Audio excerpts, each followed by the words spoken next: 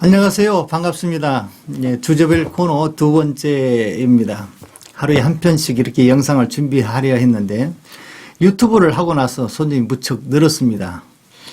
하나님께서 더 열심히 하라고 바쁘게 하셨는 것 같아요. 아무튼 열심히 기도하고 준비하겠습니다. 오늘은 아내가 이렇게 질문합니다. 천국은 어디 있는 거야?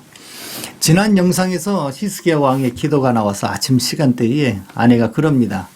왜 히스기야 왕은 죽게 되었는데 하나님한테 이렇게 때를 써? 죽으면 천국 갈 텐데 거기 정말 좋은데 가기 싫은가? 아니면 천국이 없는 건가? 복잡해지기 시작합니다. 제가 그랬습니다. 그야 뭐 살고 싶으니까 그렇겠지. 또 죽을 때 많이 아플 수도 있잖아. 아내가 이러는 겁니다. 히스기야 왕은 천국이 있는지 없는지 확실히 아는 사람 같아 보이는데 죽기 싫은 걸 보니까 아마 천국은 없다는 겁니다. 이제 질문은 저에게 돌아옵니다. 여보, 당신은 목사이니까 천국이 진짜 있어? 여러분도 이 천국에 관한 궁금한 점이 많았을 것입니다. 그럼 성경이 말하는 하나님 나라, 천국은 무엇인지 해결해 보십시다. 신약 성경이 보면요, 하나님 나라라는 단어는 마가복음에서 제일 많이 나옵니다. 천국이라는 단어는 마태복음에서 많이 나옵니다. 마태, 마가, 누가복음을 가리켜서 공감복음이라고 하는데 서로 같은 공통적인 내용, 서로 비슷한 내용들이 쓰여 있다 해서 공감복음이라고 합니다. 그 중에 마가복음이 제일 먼저 쓰였고요. 마태, 누가, 요한 기자가 이 마가복음을 참고해서 기록했다는 겁니다. 신학적으로는 마가 우선설이라고 이렇게 표현합니다. 그런데 마가 누가복음서에는 하나님 나라로 표기했는데 마태복음은 천국이라고 표현을 했어요. 예를 들면 마가복음에서는 마가복음 1장 15절에는 때가 찼고 하나님 나라가 가까웠으니 회개하고 복음을 믿으라. 마태복음에는요, 회개하라 천국이 가까이 왔느니라. 같은 내용, 같은 뜻을 담고 있지만 마가복음에는 하나님 나라, 마태복음에는 천국이라 이렇게 표현을 했어요. 왜 마태복음 기자는 하나님 나라라고 사용하지 않고 천국이라고 사용했을까요? 왜냐하면 마가, 누가는 곧 헬라, 곧 이방인들에게 복음의 대상을 삼았고요. 마태복음 기자는 유대인을 대상으로 복음서를 작성했어요. 그러니까 유대인들은 하나님의 성호를 사용할 때 매우 조심하고 정결의식을 행하고 하나님의 성호를 한 획 쓸 때마다 죄인된 사람이 거룩한 하나님의 성호를 기록한다는 것에 아주 신중했어요. 서기관은 한 획 쓸 때마다 정결의식을 행하고요. 하나님의 성호를 기록했다는 겁니다. 그래서 마태복음 기자는 유대인들을 향한 복음서를 작성할 때 유대인들에게 거리낌이 없게 하려고 하나님 나라 대신에 천국이라 이렇게 표현한 것입니다. 그럼 성경은 우리에게 하나님 나라, 천국은 어디 있느냐는 겁니다. 여러분, 천국이 좋죠? 좋으면 빨리 가야 하는데요. 이러다 보면 이상한 종말론자의 유혹에 빠져들겠죠. 많은 종말론자, 신학자, 목회자들이 천국에 대해서 많이 이야기합니다.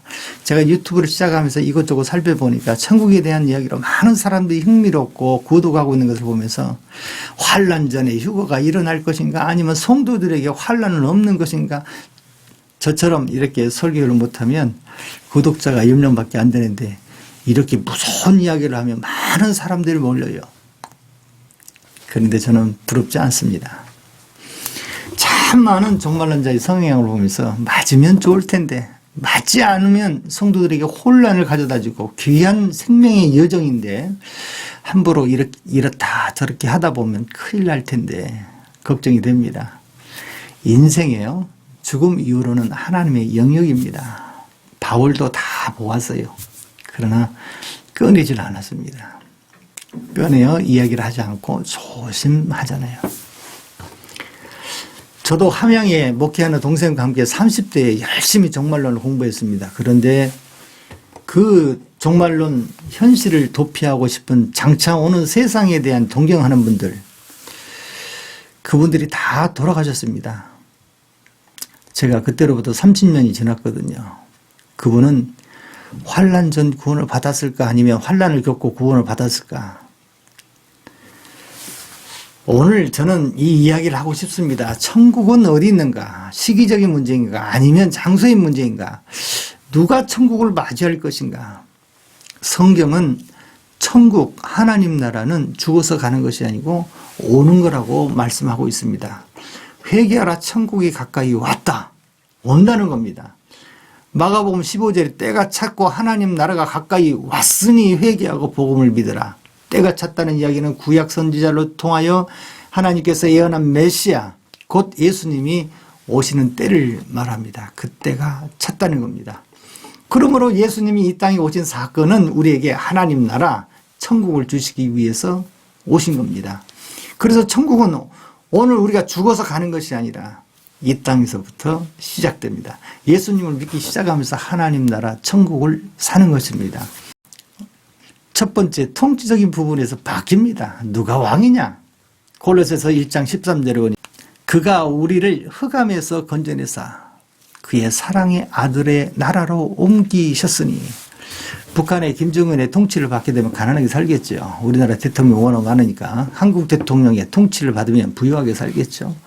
통치적인 문제에서 변화가 일어납니다. 저 같은 경우는요. 하나님이 이 세상을 창조하셨다는 것이 너무나 확연하게 믿어지는 거예요. 어제는 산책을 하다가 제 발걸음을 멈추게 하는 일이 있었습니다. 그것은 바로 예쁜 꽃이 있는데 너무 예쁜 거야. 자세히 보니까 입술부터 시작해서 이파리까지 형용할 수 없는 정말 색상이 가득 차 있는 겁니다. 무심코 제가 이 꽃에게 이야기를 했어요. 야, 너 참 예쁘다. 그런데 넌 그렇게 예쁜데 거울을 보고 사니? 그러자 꽃이 제게 이야기하는 거예요. 저는 손이 없어 거울을 볼 수가 없어요. 제가 그랬습니다. 나 혼자 보기엔 너무 아깝다. 꽃이 그러는 거예요. 행복하세요? 그럼 무척 행복하지. 사실 하나님이 이렇게 예쁘게 만들어 주신 것은 사람을 기쁘게 하기 위해서 저를 이렇게 만들어 주셨어요 하는 거예요. 사람을 기쁘게 하기 위해서 하나님께서 이렇게 자기를 이렇게 만들어 주셨다는 거예요. 그럼 야, 넌 그러면 행복하겠다. 그랬더니 행복하지 않대요. 어떤 사람은 자기를 무시하고 보지 않고 그냥 지나가 버린대요. 심지어 침을 뱉거나 쓰레기를 버리는 사람도 있대요. 그때가 행복하지 않대요. 그렇습니다. 예수 믿고 하나님 나라가 우리에게 임하면 세상 보는 눈이 달라집니다. 하나님 얼마나 사람을 사랑하셨던지 삼라만상에 온 전 우주와 이 세계가 다 사람 중심으로 지어져 있습니다. 공기를 마셔도 신기하고요. 저녁이 되고 아침이 돼도 신기하고요. 봄, 여름, 가을, 겨울에 따라서 사람에게 허락하신 풍성한 과실. 이 사이클이 너무 신기해요. 이렇게 얼굴이 앞에는 털이 없지만 머리는 무성하게 있잖아요. 그런데 이 머리 스타일이요.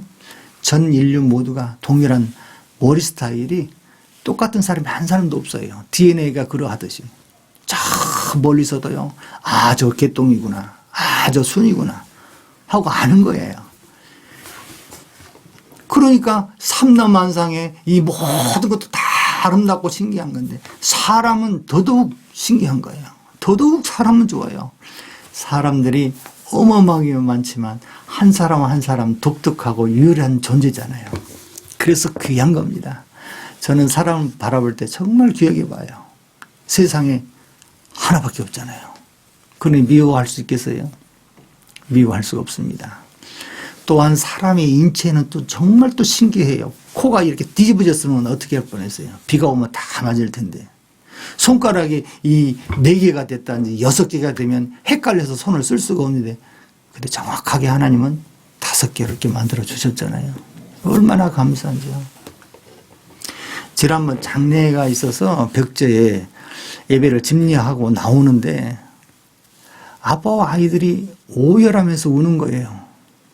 왜 그러나 하고 사연을 들어보니까 너무 젊으니까 또 애들은 너무 어리고 그래서 사연을 들어보니까 엄마가 밥을 해주시고 과일을 갖다 주고 잠시 소파에서 이렇게 잔 것으로 생각했는데 그만 일어나지 못했다는 거예요. 그래서 사인이 심장마비예요.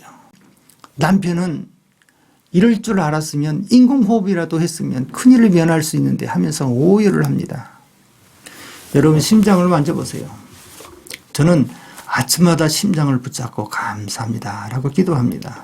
왜냐하면 잠을 청할 때 저는 아무것도 안 합니다.